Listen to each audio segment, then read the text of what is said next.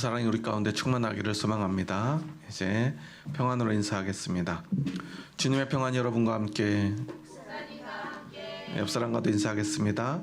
부드럽고 따뜻한 사람이 됩시다. 겸손한 사람이 됩시다. 벌써 대림절 세 번째 주일입니다. 성탄절이 얼마 남지 않았고요. 12월도 이제 반밖에 남지 않았습니다. 참 많은 일이 있었던 2024년인 것 같습니다. 어제 아마 많은 분들이 마음을 졸였으리라 생각이 됩니다. 결국 세 번째 대통령의 탄핵이 국회에서 가결되었습니다. 어쩌면 너무나 가슴 아픈 일이기도 합니다. 우리의 손으로 뽑은 대통령을 또 우리의 손으로 탄핵시켜야만 하기 때문입니다. 우리는 그러한 역사의 한가운데 서 있습니다. 수십 년이 지나고 나면 또 어떤 학생들은 2024년 12월 3일을 그저 교과서에 또한 시험에 한 부분으로 외우고 있을지도 모르겠습니다. 우리가 과거 45년 전 전두환의 쿠데타를 기억하고 또 어떤 학생들은 지금 교과서에서 그것들을 배우는 것처럼 말이죠.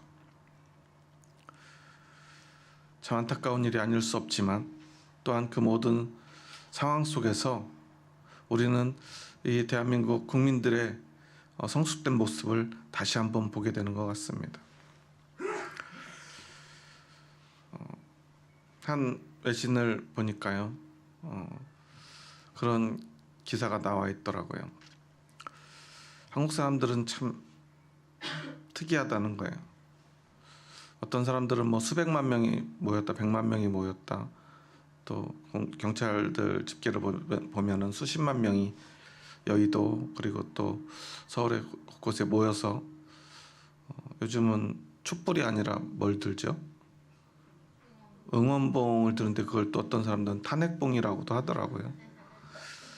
저는 처음에 무슨 귀여운 이런 등을 들고 다니길래 다 큰 어른들이 저런 걸 들고 다니나 했더니 젊은 친구들이 아이돌 공연 갈 때 그 자기들이 좋아하는 그 아이돌들을 응원하는 그 딱 특별한 정해진 응원봉들이 있나 봐요.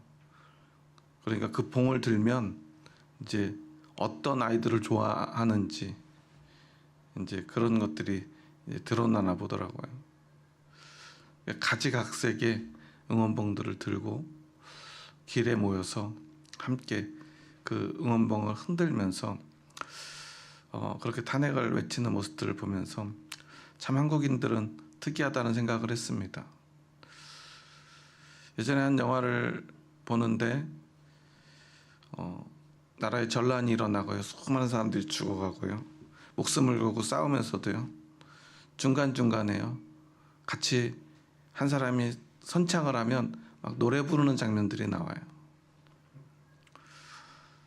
참 한국 사람들은 참 위기의 순간에도 함께 노래 부르면서 그 어려움들을 이겨내는 모습들을 생각하게 됩니다. 참 이상하지만 특이하지만 대단한 민족인 것 같습니다.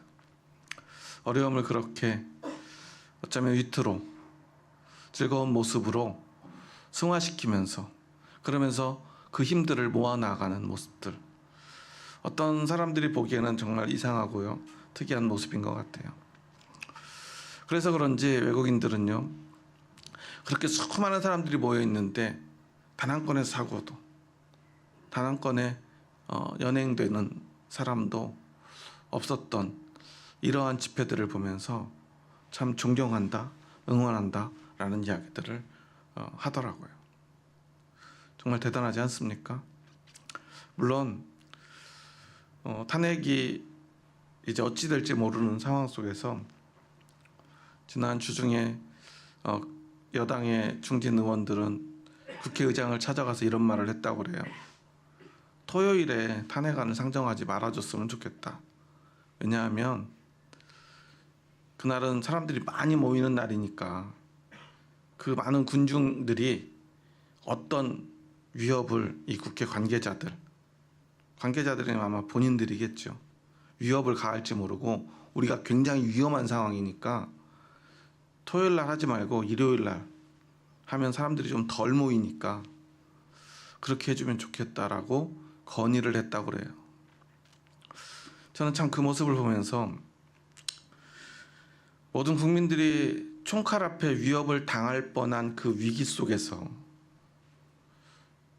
어쩌면 겨우 살아남아서 우리가 오늘을 맞이하고 있지 않습니까? 아무리 수십 년이 지난 일이지만 우리 국민들의 뇌리 속에는 군인들의 그 총칼 아래 짓밟혔던 수많은 무고한 시민들의 그 죽음과 그 아픔을 생생하게 기억하고 있는데 국민의 대표자라고 하는 국회의원들은 그것도 4선, 5선, 6선을 한 중진들이요. 자기들이 혹시 해코지 당할지 모르니까 위험하니까 그걸 좀 날짜를 바꿔달라고 했다는 거예요. 저는 그런 모습을 보면서 과연 오늘 우리 대한민국의 진짜 주인은 누구인가를 다시 한번 생각하게 됩니다. 그리고 이 대림절 기간이다 보니까 오늘 우리에게 이 스바냐서의 말씀을 주시는데요. 스바냐서는 굉장히 짧은 성경이지만 이곳에는요 굉장히 두려운 말씀들이 많이 기록되어 있어요. 스바냐서를 한마디로 한 단어로 표현하자면 여호와의 날입니다. 스바냐가 어떤 사람인지 1장 1절에서 이야기하고요. 그리고 1장 2절에서부터 바로 이 두려운 여호와의 날, 바로 심판의 날에 대한 이야기들이 계속 이어집니다. 3장 8절까지요. 계속해서 이 심판의 날이 얼마나 두려운 날인가를 스바냐는 이야기합니다. 스바냐 1장 14절 15절에 보면 여호와의 큰 날이 가깝도다 가깝고도 빠르도다 여호와의 날의 소리로다 용사가 거기서 심히 슬피 우는도다. 그날은 분노의 날이요 환난과 고통의 날이요 황폐와 패망의 날이요 캄캄하고 어두운 날이요 구름과 흑암의 날이요. 그날이 속히 올 것을, 그리고 그날은 얼마나 두려운 날인가를 고백합니다. 그리고요 이제 그러한 두려운 날 가운데서 모든 사람들이 심판을 받겠지만 특별히 3장 2절에서 4절에 보면요 그 나라의 지도자들, 종교 지도자이든 정치적인 지도자이든 지도자들의 죄가 얼마나 악한가, 그리고 그들은 그들의 직임에 맞게 더 큰 책임을 져야 됨을 스바냐서는 이야기를 합니다. 스바냐 3장 2절에 4절을 보면요 이렇게 기록하고 있어요. 그가 명령을 듣지 아니하며 교훈을 받지 아니하며 여호와를 의뢰하지 아니하며 자기 하나님에게 가까이 나아가지 아니하였도다. 그 가운데 방백들은 부르짖는 사자요 그의 재판장들은 이튿날까지 남겨두는 것이 없는 저녁의 일이요 그의 선지자들은 경솔하고 간사한 사람들이요 그의 제사장들은 성소를 더럽히고 율법을 범하였도다. 방백들은요 사자처럼 무고한 백성들을, 아무 힘없는 백성들을요 그 힘으로 누르고 잡아먹는 자들이고요. 그리고 또 재판장들은 어떻습니까? 다음 날까지 그 먹이를 남겨두지 않는 이리 때처럼 정말 남김없이 힘없는 백성들의 그 약점들을 공격하고요 그들을 괴롭게 하고요 그들을 수탈하는 자들이라고 성경은 이야기하고요. 무엇보다 선지자들과 제사장에 대해서 이렇게 합니다. 선지자들은 경솔하고 간사한 사람들이라고 그래요. 거짓 선지자들이요 하나님의 진리가 아닌 것들을 경솔하게 이야기하고요 거짓말을 하고요 간사하게도 사람들을 속이고요, 하나님을 속이려 한다는 것입니다. 제사장들은 어떻습니까? 성소를 더럽히고 율법을 범했다고 그래요. 성소를 지켜내고 율법을 선포해야 될 제사장들이 말이죠. 그들은요, 이 정치적인 지도자이든 종교 지도자들이든 그들은 자신의 자리에서 하나님의 공의와 하나님의 정의를 실현해야 될 의무가 있는 자들입니다. 그들이 뭐 대단하고 잘나서가 아니에요. 하나님이 그들을 그 자리에 세우셨다는 거예요. 저는 어제 탄핵이 가결되고 보니까요, 지난 3년 가까운 시간 동안 있었던 일들이 주마등처럼 제 머릿속을 스쳐 지나가더라고요. 얼마나 많은 일들, 말도 안 되는 황당한 일들이 있었습니까? 대통령이 취임하자마자 갑자기 청와대를 무슨 관광지로 만들고요, 용산으로 갔어요. 용산에 국권본부가 있지 않습니까? 지나서 생각해 보니까 그렇지만요, 혹시 이렇게 계엄을 선포하려고 처음부터 준비한 것은 아닌가라는 생각을 할 수밖에 없어요. 왜냐하면 그곳에 모든 군인들이 다 모여 있잖아요. 이런 것을 하기 쉽게 그곳으로 갔나? 처음에 아무도 이해하지 못했잖아요. 왜 하필 용산인가? 그리고요, 뭐 바이든인지 날리면인지 온 국민들을 왜 특기평가를 해야 됩니까? 우리가 고3 수험생 때 특기평가도 참 힘들었는데요, 누구나 다 똑같이 들었는데 왜 그것을 가지고 사람들을 속이려고 했는지, 말로 할 수 없는 수많은 거짓과 선동들이 있었으면서 정작 대통령은 차마 입에 담기 힘든 말들로 국민들, 그 국회의원들을 향해서 모든 국민들이 국가를 막 전복시키려는 세력이고요, 종북이고 좌파고 이런 이야기들을 입에 담습니다. 자신은 끝까지 나라와 민족을 위해서 헌신했다라고 주장합니다. 탄핵이 가결되었는데도 자신이 할 수 있는 최선을 다하겠답니다. 참 이런 모습들을 보면서요, 어떻게 그럴 수 있을까 싶지만요, 비단 이런 문제는 오늘 우리들의 문제만은 아니었다는 사실이에요. 어떤 시대에나요, 그런 사람들이 있어 왔던 거예요. 우리는 그것을 잊지 말아야 합니다. 그런데 중요한 것은 우리 그리스도인들에게 그런 모든 삶의 현장 속에서 일어나는 이 모든 일들을 바라보는 시각입니다. 때론 너무 억울하고요, 너무 화가 나기도 합니다. 지난 2년 반여 전에 있었던 대선에서 윤석열 대통령이 당선되었을 때 뭐 0. 몇 프로 차이였던 걸로 기억하는데요, 뭐 기뻐했던 사람도 있고 안타까워했던 사람들도 있었을 거예요. 어쨌거나 그 결과를 받아듣고 이번에 탄핵에 찬성했던 사람들의 입장에서 보자면 하나님이 살아계시다면 어떻게 그런 일이 일어날 수 있을까 하는 생각이 들 때가 있지 않습니까? 그리고 어떻게 대한민국이라고 하는 이 나라에서 그것도 2024년에 이런 일이 일어날 수 있을까 생각해 보면 우리가 그동안 만들어 왔던 이 민주주의와 또한 이 경제 성장들, 그리고 우리 성숙된 시민의식들을 생각해 볼 때 참 안타까운 일이죠.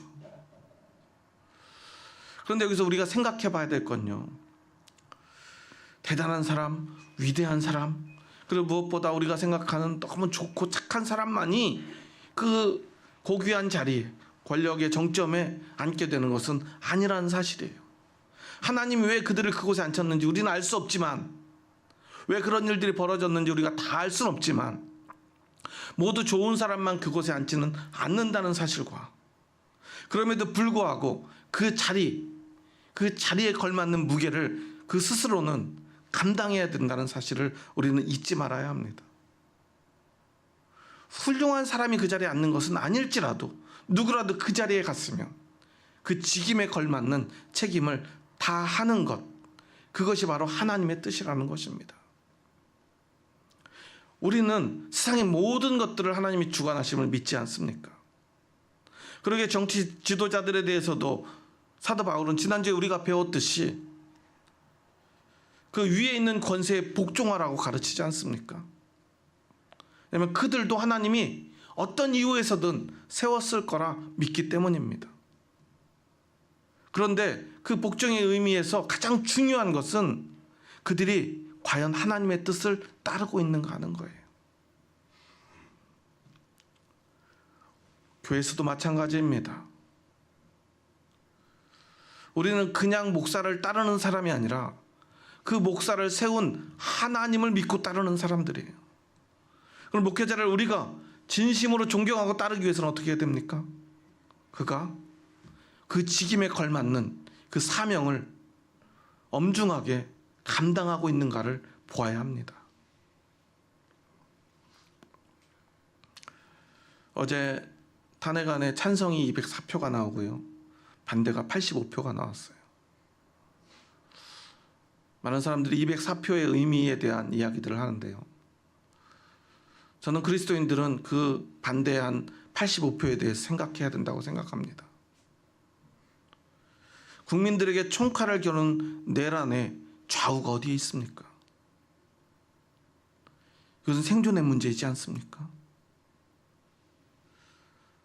국민 주권에 관한 문제이지 않습니까? 여기에 정치적인 셈법이 누가 대통령 후보로 앞으로 나올 것이냐 말 것이냐, 이 탄핵으로 인해서 누가 이득을 볼 것이냐, 그들은 그런 걸 계산하더라고요. 반드시 그에 대한 책임을 국민들이 물을 것이고요. 저희는 무엇보다 그 책임을 하나님께서 물을 것임을 기억해야 합니다. 그런데요, 탄핵안이 가결되는 시점에 누군가는 탄핵봉을 들고 탄핵에 찬성했지만 탄핵 반대 집회도 있었어요. 거기서 목사라는 타이틀을 가지고 있는 정광훈 씨는 탄핵이 부결되니까 그것에서 막 슬퍼하면서 눈물을 흘리는 사람들을 향해서 그래도 우리가 이겼다. 기죽지 말라. 전화위복이 일어날 거다. 태극기를 흔들고 성조기를 흔들며 환호했다고 그래요. 윤석열 대통령 당선의 1등 공신이었고요. 수많은 교회들이 앞장서서 그를 지지했습니다. 지금도 기억나는 건 많은 교단의 원로가 되는 목사님들이 윤석열 후보에게 안수하고 기도했던 장면이에요. 그들은 지금 이 탄핵의 결과에 대해서 어떤 책임 있는 말도 하지 않고 있습니다. 종교 지도자라고 하는, 특히나 기독교의 지도자라고 하는 분들이 말이죠.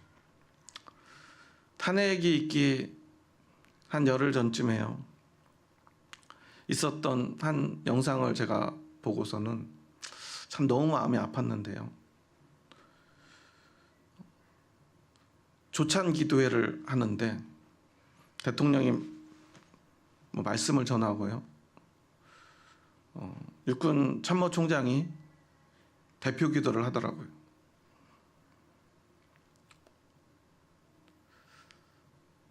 그런데 기도를 너무 잘해요. 그래서 어떤 큰 교회 장로님이신가 싶을 정도로요. 그런 것 같아요. 왜냐면 이름도 박안수 아닙니까?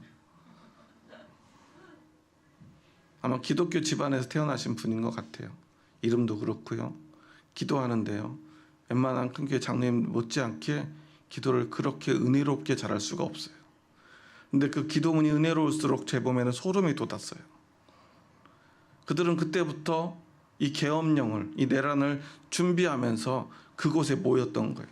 그곳에는요, 이번 내란에 동조하고 참여하고 또한 계획했던 모든 사람들이 다 모여 있었어요. 수많은 정치인들이 모여 있었고요. 국회의원들도 모여 있었고요. 그리고 그에 동조하는 수많은 목사님들도 모여 있었어요. 그들은 그렇게 기도하고 내란을 준비하고 실행했던 것입니다. 저는 하나님이 반드시 심판하시리라 믿습니다. 그런데 오늘 본문에 보면요, 그런 심판에 대한 이야기가 아니라 어떤 이야기를 하죠? 오늘 본문 14절 말씀 함께 읽어보겠습니다. 시온에 따라 노래할지어다. 이스라엘아 기쁘게 부를지어다. 예루살렘 따라 전심으로 기뻐하며 즐거워할지어다. 하지만 그 여호와의 날에 대해서 선포한 스바냐에서 가장 중요한 결론은 기쁨입니다. 왜 그러죠? 그날은요, 하나님의 심판이 있는 날인데, 그 하나님의 날에, 그 두려운 날에 하나님의 심판에는 양면성이 있다는 것입니다. 그날에는요, 멸망과 심판이 있지만 또한 구원이 선포되는 날이라는 것입니다. 어떤 사람들이 심판받고 어떤 사람들이 구원받습니까? 앞에서 이야기한 대로요, 책임을 져야 될 사람들이 책임을 다하지 못하고 하나님 맡겨준 그 소임을 다하지 못하고 하나님의 공의를 선포하지 못할 때 그들은 엄중한 심판을 받을 것이지만, 그들로 인하여 압제받고 탄압받고 고통받았던 보통의 사람들, 특히나 오늘 스바냐는요, 시온의 딸과 예루살렘의 딸에 대한 이야기를 하지 않습니까? 왜 시온의 딸입니까? 예루살렘 딸입니까?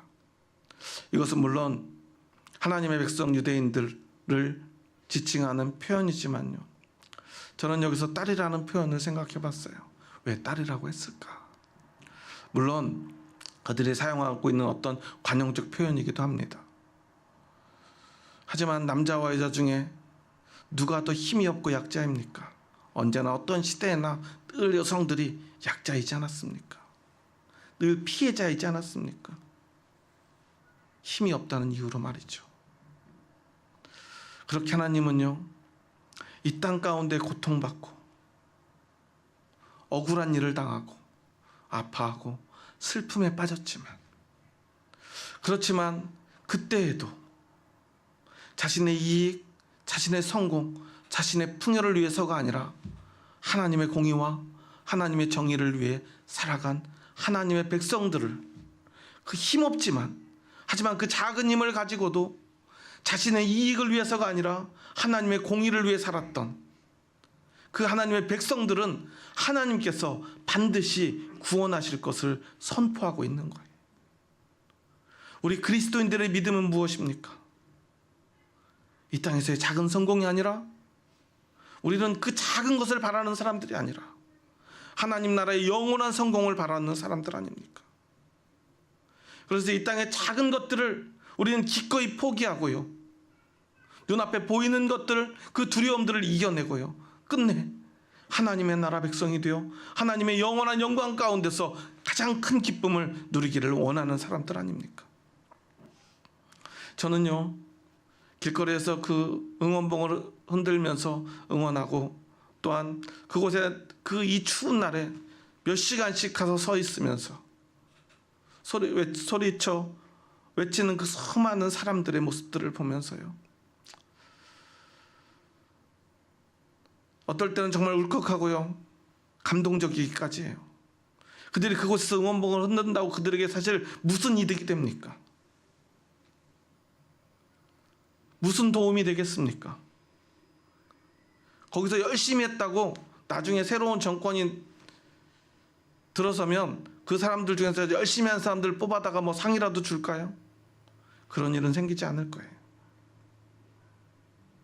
그들은 그저 이 나라, 이 민족을 사랑하는 것입니다. 작은 이익이 아니라 더 큰 나라, 그 고귀한 가치를 위해서 스스로를 희생하고 있는 것 아닙니까? 저는 어쩌면 이러한 모습이 우리의 믿음과 맞닿아 있다고 믿습니다. 우리도 마찬가지입니다. 나 하나의 작은 이익이 아니라 하나님 나라의 이익을 위하여 하나님 나라의 백성으로서 오늘을 살아가고 있는 것입니다. 이것이 바로 믿음의 본질인 것입니다. 여러분이 그저 단순히 이 대한민국의 백성이 아니라 하나님 나라의 백성이 될 것을 믿으십니까? 여러분은 그래서 그것 때문에, 그 믿음 때문에 오늘 어떠한 고난 앞에서도 어떠한 현실 앞에서도 하나님 나라를 보며 살아가고 있지 않습니까?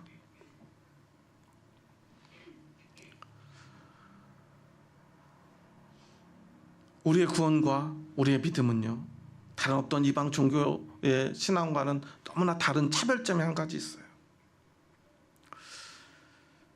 이 스바에서가 선포되던 그때 당시, 그리고 예수님이 이 땅에 오셨던 때, 그리고 오늘에도 세상의 모든 종교는요, 그들이 가르치는 종교와 그들이 가르치는 믿음과 구원은 이런 것입니다.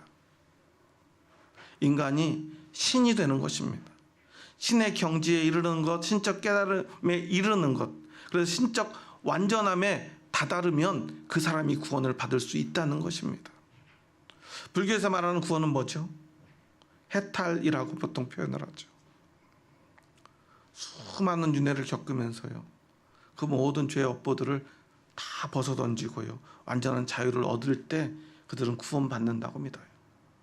그런데 이게 얼마나 어려운지요, 억겁의 시간을요 끝없이 다시 죽고 태어나면서 자신의 그 업보들을 씻어나가야 합니다. 그런데도 이루기 어려운 것이 그들의 구원입니다. 아니, 어쩌면 불가능한 것이죠. 그래서 모든 세상의 종교들의 그 구원의 의미 때문에 그런 종교를 자력 종교라고 그래요. 스스로의 힘으로, 노력으로 구원을 이루는 것이기 때문입니다. 그래서요, 죄인들, 악인들, 허물과 오류와 완악함으로 가득 찬 사람들은요, 결코 구원의 경지에 이를 수 없다는 것입니다. 하지만 성경이 말하는 하나님의 구원은 어떤 것입니까? 인간이 하나님께 이르러서 구원을 받는 것이 아닙니다. 하나님께서 인간에게 내려오셔서 구원을 받는 것입니다. 우리가 어떻게 하나님께 갈 수 있습니까? 하지만 오늘 우리는 구원을 믿습니다. 왜냐하면 하나님이 우리에게 오셨기 때문입니다. 세상의 모든 종교는요, 하나님과 우리 인간이 만나야만 구원을 받을 수 있어요. 신과 사람이 만나는 그 지점이 바로 구원의 지점인데, 모든 것은요, 우리가 그곳으로 가야 합니다. 하지만 우리는 어떻습니까? 하나님이 우리에게 찾아오지 않았습니까?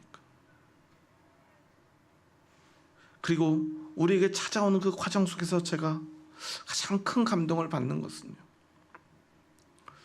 세상에 어떤 다른 종교였다면 아마 예수님은요, 베들레헴의 그 더러운 말구 위에 태어나지 않으셨을 거예요. 가장 힘있고요, 가장 고귀한 나라의 왕자로 태어나야만 마땅했을 것입니다. 그리고 이 땅의 모든 사람들을 점령하고요, 그들을 지배하고요, 그들의 빛이 되어 그들에게 힘과 권력을 나누어 주어야만 했을 것입니다. 하지만 예수님은 그러지 않았죠. 가장 낮고 천한 곳에 가장 힘없는 자들 사이에서 태어나시고 자라시고, 그리고 그들과 함께 볼품없는 12 제자들과 그저 먹을 것이나 바라고요, 자신들의 병이나 고치려고 했던 수많은 무리들과 함께 예수님은요, 그 하나님의 사랑을, 그 구원을 완성하셨다는 사실이에요. 그렇게 그 구원의 가장 중요한 의미는 저와 여러분 같은, 우리 같은 아무 힘 없지만, 아무 직도, 아무 권력도 없지만, 그럼에도 불구하고 세상의 이득보다 하나님의 나라를 소망하는 그 작은 사람들, 보이지 않는 사람들, 알려지지 않은 사람들, 그 사람들을 구원하러 하나님이 이 땅에 직접 오셨다는 사실입니다. 이것이 바로 우리 구원의 의미입니다. 우리 믿음의 의미입니다. 오늘 우리가 하나님의 나라를 소망하고 예수님을 대망하는 이유입니다. 그래서 여러분, 오늘 현실이 어떠하든지, 오늘 세상이 얼마나 불의하든지 우리는 기억해야 합니다. 하나님 반드시 그들을 심판하실 것이고요, 하나님 반드시 우리들을 구원하실 것이라는 사실을 말이죠. 탄핵이 이루어졌다고요, 국회에서 가결되었다고 모든 것이 끝난 것은 아닙니다. 앞으로 또한 어떤 일이 벌어질지 모릅니다. 그리고 우리가 원하는 어떤 사람이 대통령이 된다 하더라도 세상이 또한 그렇게 드라마틱하게 바뀌지도 않을 것입니다. 여전히 세상에는 불의와 부조리가 함께할 것입니다. 하지만 우리는 기억해야 합니다. 그 어떤 순간에라도 내가 하나님의 공의를 향한다면 그곳에 반드시 하나님의 구원이 임할 것이라는 그 사실을 말입니다. 하나님의 날은 언제입니까? 과연 언제 올까요? 우리는 기억해야 합니다. 전 우주적 구원의 날, 전 우주적 심판의 날이 반드시 언젠가 올 것이지만, 하지만 그것과 함께 오늘 개인의 구원의 날, 개인의 심판의 날이 날마다 찾아오고 있다는 사실을 말입니다. 저는 작년 7월에 제 아내를 떠나보낸 그날 하나님의 심판의 날을 경험했어요. 이렇게 갑자기, 그리고 이렇게 빠르게 우리가 상상할 수 없는 순간에 이러한 순간이 찾아올 수 있구나. 너무나 두려웠고요, 너무나 슬펐고요, 너무나 아팠습니다. 하지만 그 순간에 다시 한번 돌이키며 하나님 앞에 감사했습니다. 만약에 지금까지 그저 나의 유익이나 나의 이익이나 나의 편안함이나 나의 풍요로움만을 위해 살았더라면 갑자기 찾아온 그날 난 무엇을 할 수 있을까?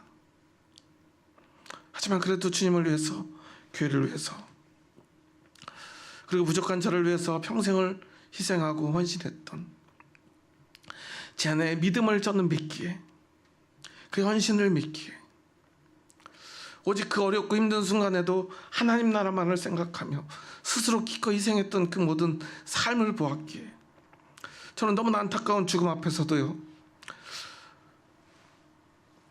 제가 그 장례 예배를 집례하고 그 슬픔을 견디면서 그 구원을 선포할 수 있었던 것입니다. 그게 아니었다면 저는 견디지 못했을지 모릅니다.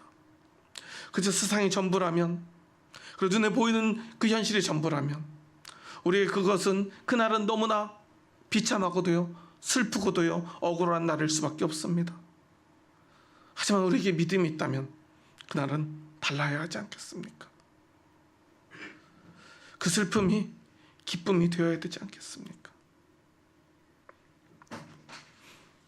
오늘 본문 17절에서 스바냐는 이렇게 고백합니다. 우리 다 함께 17절의 말씀을 함께 읽습니다. 너의 하나님 여호와가 너의 가운데 계시니 그는 구원을 베푸실 전능자이시라. 그가 너로 말미암아 기쁨을 이기지 못하시며 너를 잠잠히 사랑하시며 너로 말미암아 즐거이 부르며 기뻐하시리라 하리라. 구원을 베푸실 전능자이신 하나님께서요, 우리로 말미암아 그 기쁨을 이기지 못하신답니다. 그가 너로 말미암아 기쁨을 이기지 못하신다고 고백합니다. 우리가 대단해서가 아닙니다. 하나님이 우리를 사랑하시기 때문에 우리에게 찾아오셔서 이 부족한 우리들로 인하여 하나님은 기쁨을 이기지 못하시고요, 그렇게 그 기쁨으로 우리를 구원하신다는 것 아니겠습니까? 그러면 우리가 해야 될 오늘 우리의 삶은 어떤 것입니까? 오직 그 하나님의 기쁨 안에서 우리도 그 하나님이 우리를 인하여 기뻐하는 그 기쁨으로 말미암아 기뻐하는 것 아니겠습니까? 그래서 우리의 믿음의 본질은 이런 것입니다. 우리는 오직 그 믿음으로 말미암아 기뻐하는 사람들이고, 오늘 우리의 기쁨은 삶의 현상 또한 삶의 어떤 결과로 인한 것이 아닙니다. 그리스도인의 기쁨은 오직 하나님의 기쁨으로 인한 기쁨인 것입니다. 따라서 우리에게 가장 중요한 것은 오늘 나의 삶이 성공과 풍요를 가져다 주느냐보다 하나님이 기뻐하시는 삶을 살아가고 있는가 하는 것입니다. 우리가 그렇게 살아간다면 반드시 세상은 달라질 것입니다. 그리고 무엇보다 반드시 그러한 삶을 살아가고 있는 사람들에게 하나님의 구원이, 하나님의 기쁨이 임할 것이라는 사실입니다. 여러분은 이것을 믿으십니까? 우리는 오직 그것을 믿고 오직 그 믿음으로 하나님의 기쁨 안에서 하나님의 기쁨이 되기 위한 삶을 살아야 하는 것입니다. 그럼에도 불구하고 여전히 우리는 부족할 것입니다. 삶에는 수많은 실패들이, 고통들이, 아픔들이 함께할 것입니다. 그리고 그럼에도 불구하고 우리는 여전히 부족할 것입니다. 하지만 여러분 잊지 마십시오. 우리가 부족해도 그 부족한 우리를 하나님이 기뻐하신다는 그 사실을 말입니다. 하지만 자신들이 대단한 자리에 앉아 있고요, 대단한 일을 한다고 착각하지만 하나님의 기쁨이 되지 못하는 자들이 있습니다. 자신만을 위해 살아가는 사람들입니다. 믿음이 없는 자들입니다. 하나님 결코 그들을 기뻐하지 않습니다. 하나님은 그들을 반드시 심판할 것입니다. 하지만 아무리 부족할지라도 오직 하나님의 기쁨이 되기 위하여 하나님 앞에 살아가는 저와 여러분, 우리의 작은 믿음을 하나님은 기쁘게 받으실 줄 믿습니다. 나의 이익이 아니라, 나의 이익만이 아니라 오직 하나님의 정의를 위하여, 그 믿음을 위하여 살아가는, 부족하지만 믿음으로 살아가는 하나님의 딸, 시온의 딸, 예루살렘의 딸들을 하나님은 반드시 구원할 것입니다. 하나님은 여러분으로 말미암아 오늘도 기뻐하십니다. 그 기쁨으로 살아가는, 그 기쁨을 나누는 저와 여러분 될 수 있기를 주님의 이름으로 축원합니다. 오늘 이 말씀을 마치며 우리 함께 마지막으로 말씀을 생각하면서 옆사람과 이렇게 고백하면서 인사했으면 좋겠습니다. 여러분 한번 옆사람 보면서 얼굴을 지그시 바라보면서 하나님이 기뻐하는 그분들을 바라보면서 이렇게 인사했으면 좋겠습니다. 하나님께서 집사님으로 말미암아 기뻐하십니다. 저도 집사님 때문에 기쁩니다. 정말 기쁩니다. 정말 기쁘시죠? 그 기쁨을 나누시기 바랍니다. 하나님의 기쁨이 된다는 거 얼마나 기쁜 일입니까? 얼마나 든든한 일입니까? 여러분 작은 것에 연연하지 마시고요, 가장 큰 것을 얻는, 진짜 기쁨을 얻는, 진짜 축복을 얻는, 진짜 하나님의 백성으로 살아가시기 바랍니다. 그 큰 기쁨을 가진 사람들이 모인 이곳에서 그 기쁨을 나눈 오늘이 되기를 소망합니다. 그 마음으로 다시 한번 우리 주의 사랑으로 사랑한다고 마지막으로 고백하겠습니다. 주의 사랑으로 사랑합니다. 하나님께서 그렇게 기쁨을 나누고 사랑하는 저와 여러분을 끝까지 기뻐하시고 사랑하실 줄 믿습니다. 기도하시겠습니다. 하나님 감사합니다. 저희 부족하고 연약한 자들 사랑하셔서 저희들을 주님의 뜻 가운데로 불러주시니 감사합니다. 저희들은 얼마나 연약하고 부족합니까? 세상에서 내세울 것도 아무것도 없습니다. 어떤 자리에도 앉지 못했습니다. 어떤 권력도 가지지 못했습니다. 하지만 오늘 우리는 하나님의 나라를 위해 살아갑니다. 비록 부족할지라도, 아무 도움이 되지 않는 것 같을지라도 우리의 작은 힘을 하나님 나라를 위하여 보태기를 원하여 오늘도 하나님의 정의와 공의를 위하여 살아갑니다. 그저 우리가 할 수 있는 것은 작은 응원봉을 드는 것처럼 보잘것없는 것이지만, 보이지 않는 것이지만, 그렇지만 하나님께서는 그렇게 연약하고 부족한 우리들에게 찾아오셔서 우리들의 중심을 보시고 우리들의 믿음을 봐 주시는 줄 믿습니다. 사람들의 눈에 띄는 자리에 있지 못하지만 우리는 그럼에도 불구하고 하나님 나라를 향해 오늘도 달려갑니다. 하나님께서는 그런 우리들을 바라봐 주시고 사랑해 주시고, 오늘 스바냐가 고백했던 것처럼 그가 너로 말미암아 기쁨을 이기지 못하신다고 하신 것처럼 우리로 인하여 하나님께서 그 기쁨을 이기지 못하시며 그렇게 기뻐하시며 우리를 사랑하여 주시는 줄 믿습니다. 오늘 우리도 하나님의 기쁨을 바라보며 또한 우리도 그 하나님의 기쁨 안에서 참된 기쁨을 누리며 그 기쁨을 고백하며 살아가기 원합니다. 하나님의 기쁨인 우리의 삶이 되게 하여 주시고 그 기쁨을 나누는 삶이 되게 하여 주시옵소서. 세상의 작은 이익이 아니라 영원한 하나님 나라의 소망과 그 기쁨으로, 그 소망으로 살아가는 우리들의 남은 삶이 되게 하여 주시옵소서. 예수님의 이름으로 기도합니다. 아멘.